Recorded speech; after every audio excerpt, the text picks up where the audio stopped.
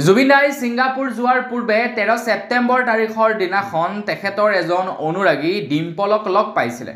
আৰু ডিম্পলে কৈছিলে যে আপুনি ছিংগাপুৰলৈ যাব নালাগে যেহেতু এইবাৰ নৰ্থ ইষ্ট ফেষ্টিভেল ছিংগাপুৰত আয়োজন কৰা হৈছিলে তো আপুনি ছিংগাপুৰলৈ যাব নালাগে তেতিয়া জুবিন দাই হেনো কৈছিলে যে মই যদি ছিংগাপুৰলৈ নাযাওঁ নৰ্থ ইষ্ট ফেষ্টিভেল এটেণ্ড কৰিবলৈ যদি মই নাযাওঁ তেনেহলে এটাই আত্মহত্যা কৰি দিব বুলি জুবিন দাই উল্লেখ কৰিছিলে আৰু ইয়াতেই এজন ব্যক্তি বা এটা মানুহজনৰ নাম কোন বাৰু আপোনালোকে জানেনে সেই ব্যক্তিজন আন কোনো নহয় চামকানু মহন্ত তো জুবিন দাই কৈছিলে যে মই যদিহে নগলুহেঁতেন তেতিয়া এটাই আত্মহত্যা কৰি দিব মই যদি নাযাওঁ এটাই আত্মহত্যা কৰি দিব তো তাৰ কাৰণে মোৰ যোৱাৰ দৰকাৰ আছে ছিংগাপুৰলৈ জুবিন দাই হেনো কৈছিলে যে মোৰ যাবৰ বাবে অকনো মন নাই কাৰণ মই ৰৈ ৰৈ বিনালেৰ কাম কৰি আছো গতিকে মই যদি নাযাওঁ এটাই চৰমপন্থা অৱলম্বন কৰিব গতিকে মই গৈ আহোঁ ছিংগাপুৰত গীত পৰিৱেশন কৰি আহোঁ নৰ্থ ইষ্ট ফেষ্টিভেল এটেণ্ড কৰি আহোঁ কিন্তু জুবিন দাৰ অলপো যাবৰ বাবে মন নাই বুলি জনাইছিলে ডিম্পল নামৰ অনুৰাগীজনে অসমৰ ৰাইজে কৈছে জুবিন দাৰ অনুৰাগীসকলে কৈছে চামকানু মহন্তই হত্যা কৰিছে জুবিন গাৰ্গক জুবিন গাৰ্গৰ মৃত্যুৰ আঁৰত যথেষ্ট ৰহস্য লুকাই আছে বুলি জনাইছে এতিয়া অসমৰ একাংশ লোকে কৈছে যে জুবিন দাৰ মৃত্যুত এনেকুৱা বহুতো মানুহ আছে যিবিলাকে অন্তৰে অন্তৰে ভাল পাইছে যিসকল নেকি জুবিন দাৰ লগত তেনেই ঘনিষ্ঠ তেওঁলোকুৱা বহু ব্যক্তিয়ে কৈছে যে তেখেতৰ মৃত্যুত বহুতৰ লাভ হ'ব চামকানু মহন্তই জানি বুজি জুবিন দাক হত্যাৰ ফালে বা মৃত্যুৰ ফালে ঠেলি দিলে বুলি জনাইছে কাৰণ যিটো নেকি শ্ব' অৰ্গেনাইজ কৰিছিলে নৰ্থ ইষ্ট ফেষ্টিভেল তো নৰ্থ ইষ্ট ফেষ্টিভেল পাতিব লাগিছিলে ক'ত নৰ্থ ইষ্টত পাতিছেগৈ ক'ত ছিংগাপুৰত কেইজন অসমীয়া মানুহ আছে কেইজন অসমীয়া মানুহে ছিংগাপুৰৰ সেই এটেণ্ড কৰিলেহেঁতেন নৰ্থ ইষ্ট ফেষ্টিভেল তেখেতৰ কেৱল বিজনেছৰ লালসা টকাৰ লালসা তেখেতে স্পষ্টীকৰণ দিছে যে যিটো সময়ত জুবিনৰ সৈতে সেই ঘটনা সংঘটিত হৈছিলে তেখেত সেই সময়ত ব্যৱসায়ীৰ সৈতে মিটিঙত আছিলে কিন্তু তেখেতে কৰিব লাগিছিলে কি এজন বেমাৰী মানুহক লৈ গৈছে ছিংগাপুৰলৈ আৰু ছিংগাপুৰলৈ নিয়াৰ পাছত তেখেতক ক'ত আছে কি নাই কি খাইছে কি বৈছে একো খবৰ খাতি নাই এৰি দিছে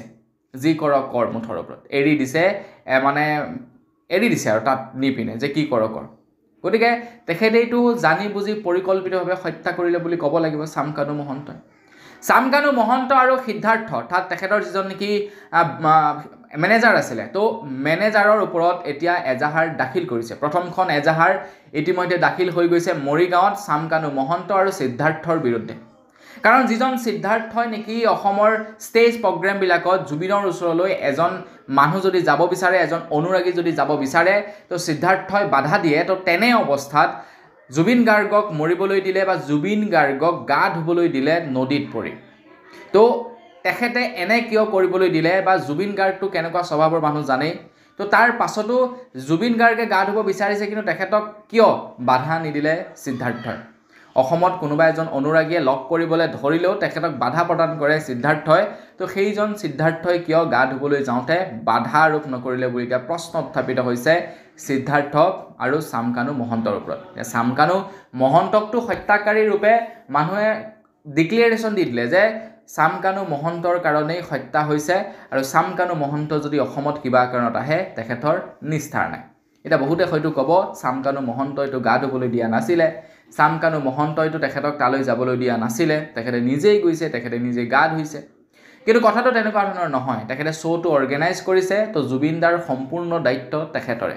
নিয়াৰ পৰা ধৰি অসমত ঘূৰাই দিয়া পৰ্যন্ত যেনেকৈ নিছে তেনেকৈ ঘূৰাই দিয়াৰ পৰ্যন্ত সমস্ত দায়িত্ব তেখেতৰে থাকিব লাগে যেনেকৈ নেকি অসমৰ মুখ্যমন্ত্ৰী ডক্টৰ হিমন্ত বিশ্ব শৰ্মাদেৱে যেতিয়া কোনো এখন মেলে মিটিঙে যায় তো তেনে অৱস্থাত তেখেতৰ এটা স্বভাৱ আছে তেখেতে ষ্টেজৰ পৰা কেতিয়াবা জাপ মাৰি দিয়ে ইফালে দৌৰি গুচি যায় সিফালে দৌৰি যায় মানে শিশু সুলভ এটা চৰিত্ৰ আছে মন্ত্ৰী হিমন্ত বিশ্ব শৰ্মাদেৱৰ গতিকে গোটেই কাম কাজবিলাক কৰি থাকিবলৈ দিয়ে বডিগাৰ্ড কেইজনে কিন্তু প্ৰটেক্ট কৰি থাকে যাতে তেখেতৰ কোনো ক্ষয়ক্ষতি নহয় ঠিক তেনেকৈ জুবিন দাৰো তেনেকুৱা শিশু সুলভ চৰিত্ৰ আছে তেখেতেও যিকোনো কাম কৰি থাকে তো যিকোনো কাম কৰি থাকে তেখেতক কৰিবলৈ দিব লাগিব কিন্তু তেখেতৰ যাতে কোনো ক্ষতি নহয় সেইটো লক্ষ্য ৰাখিব লাগিব তেখেতৰ বেমাৰ আছিলে, তেখেতৰ কেইবাবাৰো চিজাৰ হৈছিলে, তাৰ পাছতো তেখেতক অকলে যাবলৈ দিলে, তাৰ পাছতো তেখেতক এখন ইয়টত যাবলৈ দিলে, তেখেতক গা ধুবলৈ দিলে। গতিকে এইটো এটা পৰিকল্পিত হত্যা বুলি এতিয়া অসমৰ ৰাইজে দাবী উত্থাপন কৰিছে। এতিয়া অসমৰ মুখ্যমন্ত্ৰী ডক্টৰ হিমন্ত বিশ্ব শৰ্মাদেৱে CIDৰ তদন্ত ঘোষণা কৰি দিছে। অসমৰ DGPলৈ CID তদন্ত কৰিবৰ বাবে এই সম্পৰ্কত মুখ্যমন্ত্ৰী ডাঙৰীয়াই নিৰ্দেশনা প্ৰদান কৰিছে। মন্ত্ৰী হিমন্ত বিশ্ব শৰ্মাদেৱে কৈছে যে আমি প্ৰথমে ৰিকুৱেষ্ট কৰিছিলোঁ ছিংগাপুৰক যে তেখেতৰ মৰণোত্তৰ পৰীক্ষা কৰিব নালাগে, কিন্তু যেতিয়াই নেকি তেখেতৰ জুবিন গাৰ্গৰ মৃত্যুৰ ৰহস্য ফাদিল হ'ব লাগিব বা জুবিন গাৰ্গৰ চামকানু মহন্তৰ ওপৰত FIR ৰুজু কৰিলে, সিদ্ধাৰ্থৰ ওপৰত FIR ৰুজু কৰিলে, তো তাৰ পাছত মন্ত্ৰী হিমন্ত বিশ্ব শৰ্মাদেৱে নিৰ্দেশনা দিলে যে তাতে মৰণোত্তৰ পৰীক্ষাটো কৰি আহক, নহ'লে ইয়াতে আহি দিগদাৰ হ'ব। মৰণোত্তৰ পৰীক্ষা যদি নকৰে, সঠিক যদি ৰিপৰ্ট নাপায় অসমৰ জনসাধাৰণতে, তেনেহ'লে খেলিমেলি লগাই দিব। গতিকে তেখেতৰ মৰণোত্তৰ পৰীক্ষাটো কৰি আহক, কাৰণ ছিংগাপুৰলৈ পৰা ইয়ালৈ আনি ইয়াতে মৰণোত্তৰ পৰীক্ষা কৰোঁ মানে যথেষ্ট দেৰি হৈ যাব, আৰু সেইকাৰণে তাতে মৰণোত্তৰ পৰীক্ষা কৰিবৰ কাৰণে নিৰ্দেশনা প্ৰদান কৰিলে। এতিয়া যিজন নেকি ফেষ্টিভেল মহন্ত আছিলে, তেখেতে ক'ব গ'লে এক প্ৰকাৰে হত্যা কৰিছে বুলি ক'ব লাগিব। জানি বুজি ভাই শ্ব'টো অৰ্গেনাইজ কৰিছে, দায়িত্ব নল'লে কেনেকৈ হ'ব, হয়নে নহয়? সম্পূৰ্ণ দায়িত্ব তেখেতৰ থাকিব লাগে, তেখেতৰ লগত বডিগাৰ্ড দিব লাগে, ডক্টৰ তেখেতৰ লগত দিব লাগে, কাৰণ তেখেতৰ স্বাস্থ্য